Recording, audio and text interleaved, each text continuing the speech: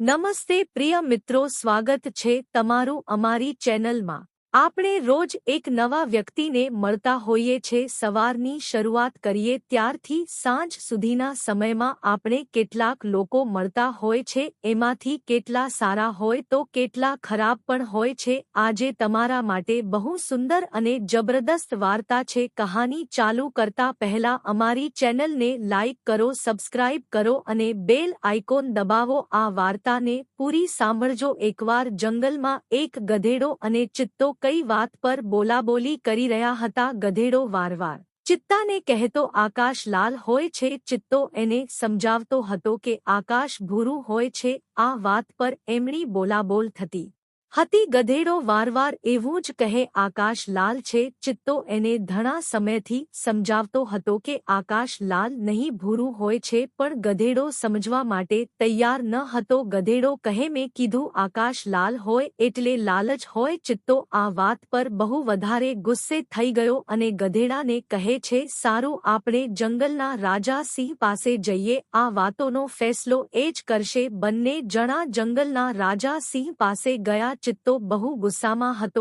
એનું દિમાગ પણ ગધેડાએ ગરમ કરી નાખ્યું હતું। ગધેડો બહુ ખુશ, એની જ મજામાં જ હતો। બંને સિંહ પાસે ગયા અને ચિત્તો સિંહને કહે છે, અમારા માંથી જે ડફોળ હશે એને તમારે મારી નાખવાનો। સિંહ હસીને ચિત્તાને કહે છે, ઠીક છે, પણ વાત શું છે? ચિત્તો સિંહને કહે છે, આ ગધેડાને ક્યારનું સમજવાની કોશિશ કરું છું કે આકાશ લાલ નહીં ભૂરું હોય છે, પણ આ ગધેડો સમજવા તૈયાર જ નથી। કહે છે, આકાશ લાલ હોય છે એટલે અમારે ક્યારનું બોલવાનું થઈ રહ્યું છે, એ સમજવા જ રાજી નથી થતો। ત્યારે સિંહ ચિત્તાને કહે છે, સારું, હું તને મારી નાખું છું। આ વાત સાંભળીને ચિત્તો ડરી ગયો। ચિત્તો સિંહને કહે છે, કેમ તમે મને મારી નાખવાની વાત કરો છો? ત્યારે સિંહ કહે છે, તું ડફોળ છે, આખા દિવસ દરમિયાન તું એને સમજાવે છે, એ સમજતો નથી તો કેમ એની પાછળ પડ્યો છે, એટલે હું તને મારી નાખીશ। આવી રીતે આપણે